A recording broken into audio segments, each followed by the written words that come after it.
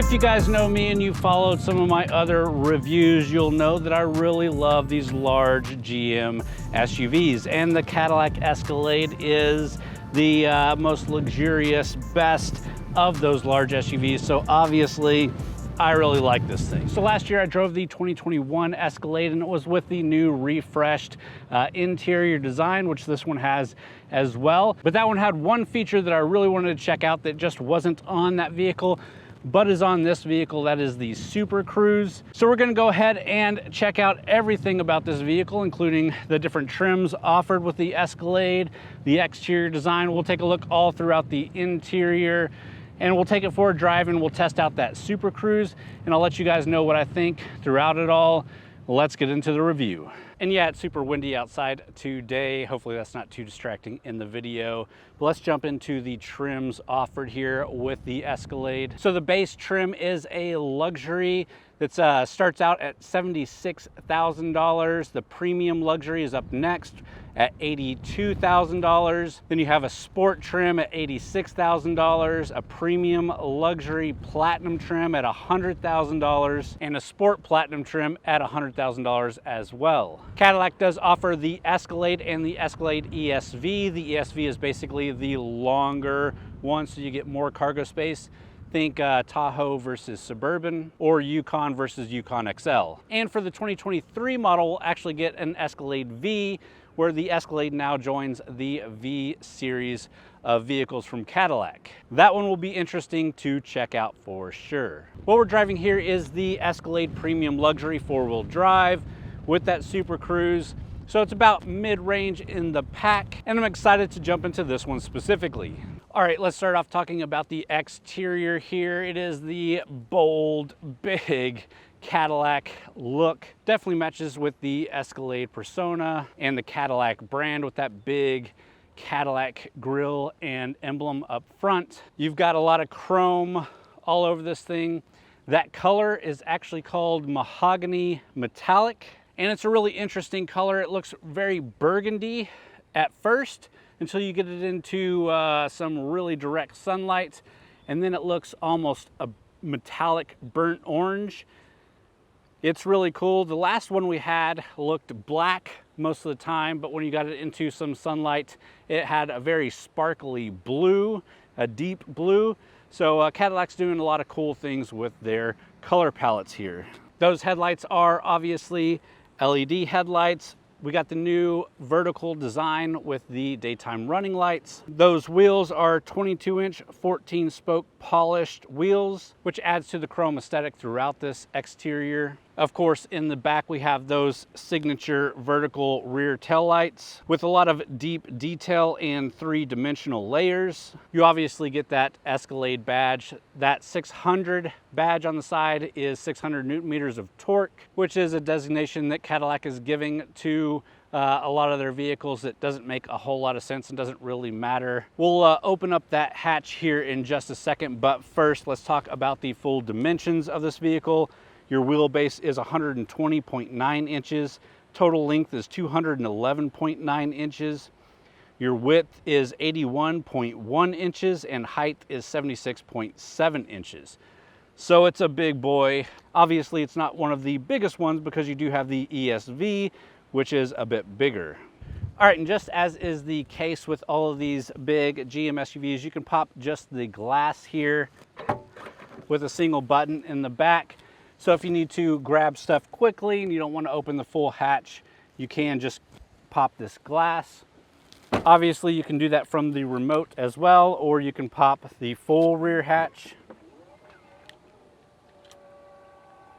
And behind that third row, you get 25.5 cubic feet of cargo volume, which is really good. If you want to compare that to something like the Kia Telluride or Volkswagen Atlas or Hyundai Palisade, those all have around 18, 19, 20 cubic feet. This has 25, and this is the shorter version. You can fold those rear seats down and get 72.9 cubic feet, which is massive, but then you can fold down the second row seating and get a total of 121 cubic feet of cargo volume in this thing. So if you want to throw in a lot of stuff into your Escalade, you can do that. But if you're buying this as a family vehicle, you're probably not going to do that a whole lot. But if you're looking to help move a kid or something like that, the cargo volume definitely helps. And in contrast with the ESV, this one having 121 cubic feet total, that thing has 142.8 cubic feet. All right, with that, let's go ahead and close this up. Let's go pop the hood and check out the engine that powers this big beast.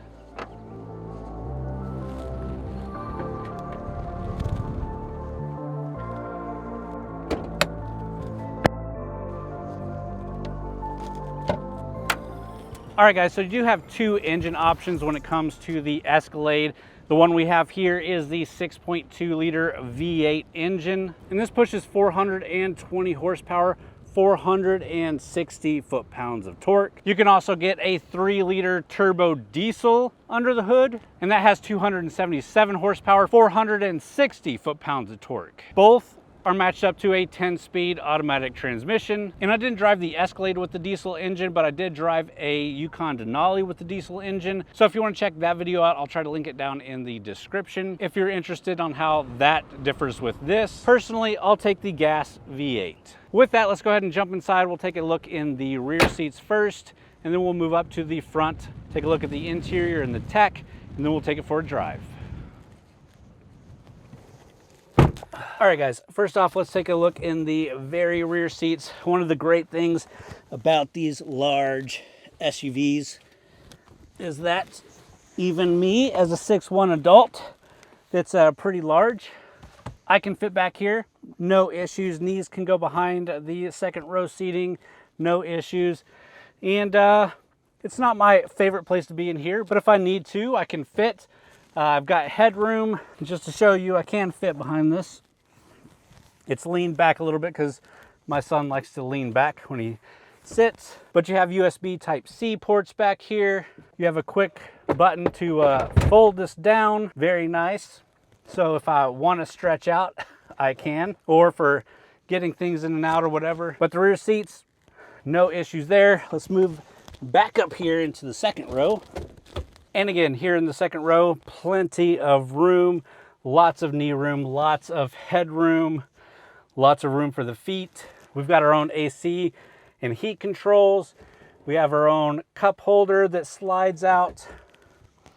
Again, we've got USB Type-C ports back here, a house type plug. We've got our own speakers, super comfortable seats. Definitely, if you're not driving, this is a great place to chill. Well, let's go ahead and jump into those front seats and take a look around, take a look at some of the tech, then we'll take it for a drive.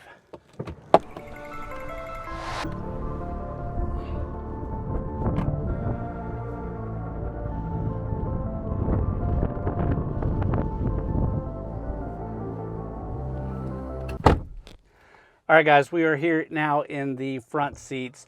Lots of great things to talk about here. First off, let's talk about the interior. It's called Parchment with jet black accents. So it's this really nice tan look with black. And we've got some wood grain going on in here as well. Lots of this brushed aluminum looking design with the speakers. Again, lots of great stuff to talk about. Let me pick you guys up and give you a better look around. All right, let's start off with the interior by turning it on, give you guys a look at this screen array that we have here and get some air flowing because it's getting a bit hot. Push button start, obviously. Nice on animations. You can also see the lights starting to light up on the steering wheel. We'll talk more about that in just a second. But the party piece of the Escalade nowadays is this massive screen. This is a full curved OLED screen with 38 inches of total diagonal space. Obviously, it's actually 3 different screens, but it's 4K worth of pixels, and it's super nice. So the first screen on this side is 7.2 inches, and it is a driver control panel. So you've got your trip information. It is touchscreen, so you can swipe it over and see different things. You have your gauge cluster, so you can change it to different things. So you have your map look. You have your augmented reality camera. And if it's at nighttime, you'll have your night vision camera available. You can also come over here to your head-up display settings and adjust the height and the brightness and some night vision controls there because we're on night vision camera. And it's just a super clean and nice use of this extra space over here. Having that as touch screen that you can adjust settings and stuff, I love it.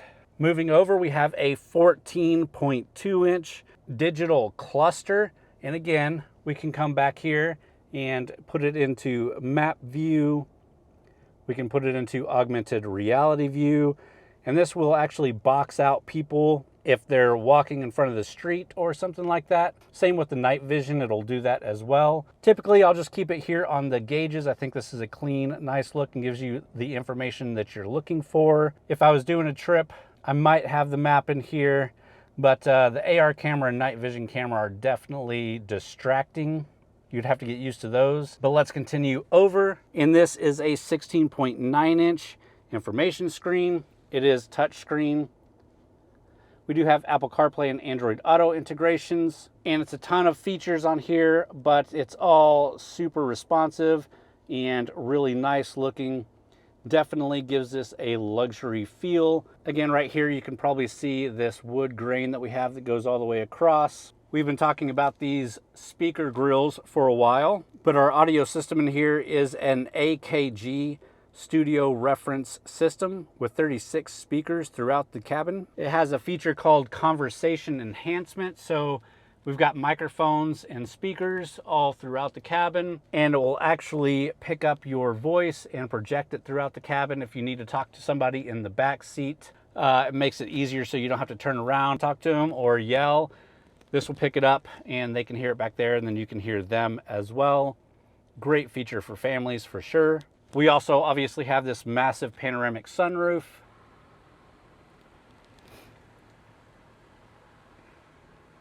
With tinted glass so that Texas sun isn't too harsh on you.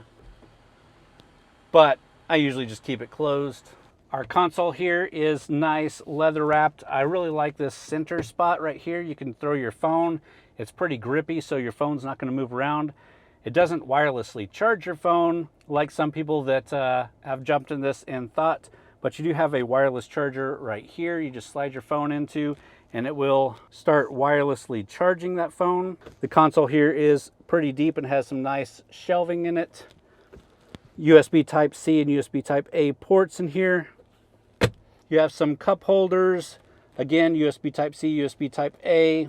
And if you've got everything unplugged, you can close it up and just get your clean look. This rotary dial is for your infotainment system. So if you don't want to reach up and mess with it with the touchscreen, you can just use the rotary or some of the quick buttons here. And I find myself using this a lot more than touching it. We have an electronic gear shifter here. We can put it into reverse and see that 360 camera offered. And here you can switch between different camera views, including a full 360 around the vehicle.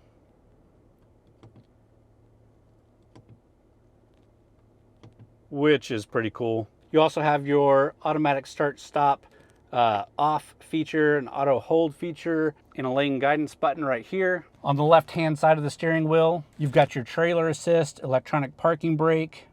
You have your driving mode button here that gives you tour, sport, off-road, tow haul, or my mode, which is a customizable setting. Keeping it in tour is just fine for this vehicle. You have buttons to raise and lower the vehicle because it does have the air suspension, a hill climb assist, a 2-wheel and 4-wheel high setting, and an auto setting for your 4-wheel drive system. We do have heated and cold seats. Very nice there. And I might be missing something throughout the cabin. Some of the technology, there's a ton in here. I covered a lot more in my other Escalade review also. So if you're looking for more, you might go check that one out. But I'm ready to get this thing out on the road, talk about how it drives, and really put that Super Cruise to the test. Let's get into that.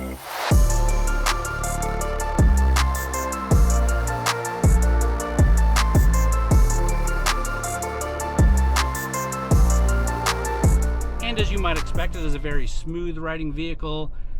It does have the air suspension. They also made the wheelbase longer in this vehicle and updated the rear suspension with independent suspension, which makes this thing so much more drivable, so much more smooth over the bumps. That magnetic ride control is reading the road at 1,000 times per second and giving you the smoothest ride possible. And the air suspension isn't just good for comfortable driving, it's great for a little bit of off-roading as well. You can lower it down or raise it up and get an extra 4 inches of ride height, which can definitely come in handy. Obviously, we have these nice displays giving us a lot of information. We've got a lot of drive modes, including that sport mode. So if you really want to push this vehicle, you can do so.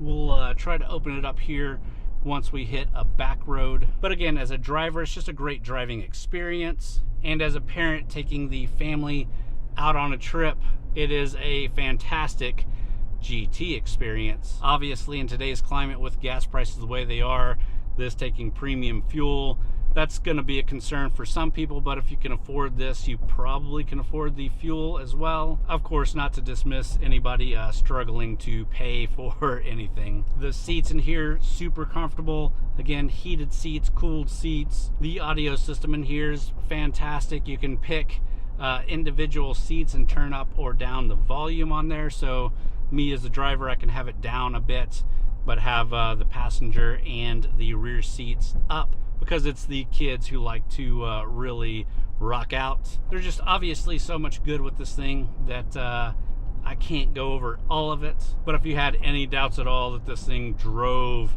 bad or rode bad, I'll dispel those right now. All right, let's hit the mode button. Put us into sport mode. We'll come out on this road with a bit of fury here. Let you hear the exhaust in sport mode.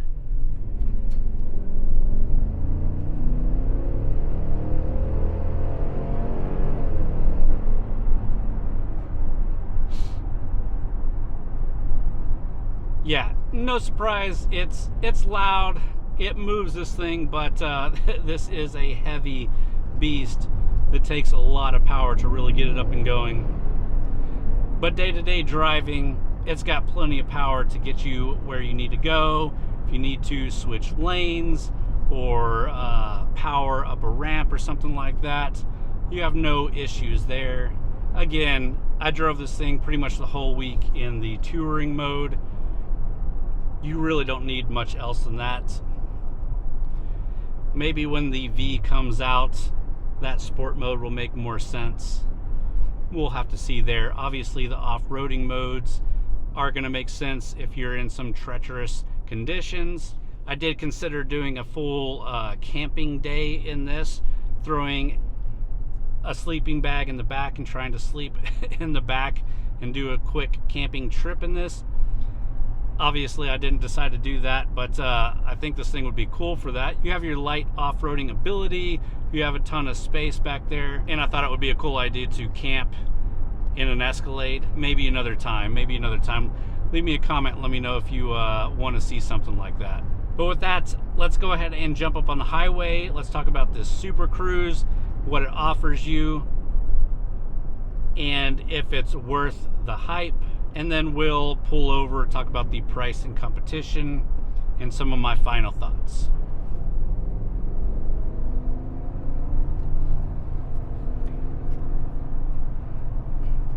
All right, so first off, your Super Cruise does not work on any street, mainly the highways. There are a list of roads that have been mapped out by Cadillac that the Super Cruise works on. So it does have to be a road mapped out by them. It's not just reading the lanes on any road. You have to put the vehicle into cruise control first.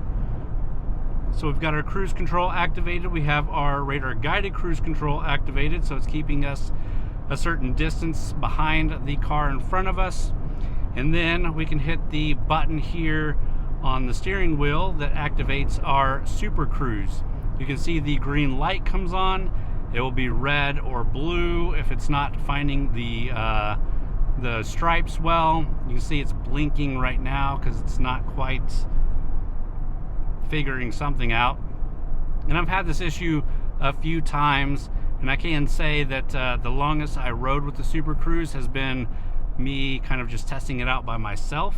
I had the family in the car, and we were riding down the highway, and I turned the Super Cruise on, and I had to disengage it soon after that because I didn't feel like I could trust it with the family in the car. But then after taking it out by myself and really getting a feel for it, I trusted it a little bit more. But I have had some issues with it just staying engaged. So let's try this again. Let's hit the circle button, the steering wheel button. See the green light comes on. I'm not on the gas. I am not on the steering wheel. It is driving by itself, keeping me in the lane. One of the other cool features it does have is automatic lane switching. So you can hit the steering stalk and it will tell you it's changing lanes, and it will automatically change lanes for you. And that's a pretty cool feature. It'll also decide to change lanes for you and turn the signal on for you. I'm guessing if you come up to somebody too fast and it wants to go around them, it will do that for you. But that lane switching automatically is a cool extra feature that not a lot of these vehicles have. And as you see, I haven't touched the steering wheel in a little bit, and it's keeping me just fine in the lanes. Even this big old huge heavy thing that's getting blown around a little bit by the wind today is doing pretty well at keeping me in the lanes. I probably look a little drunk.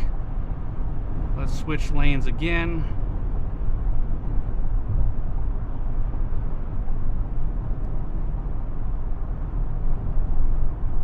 And it just works. So again, with the family in the car on a long road trip, I would have this as kind of a safety concern, but if you try to overpower it too much, it's going to just turn itself off, and it does feel weird the way that it floats in the lane. So it's just something to keep cognizant about. But overall, I think it's a good feature to have, and just taking that technology. So yeah, it just decided it's going to switch lanes on me without me telling it to.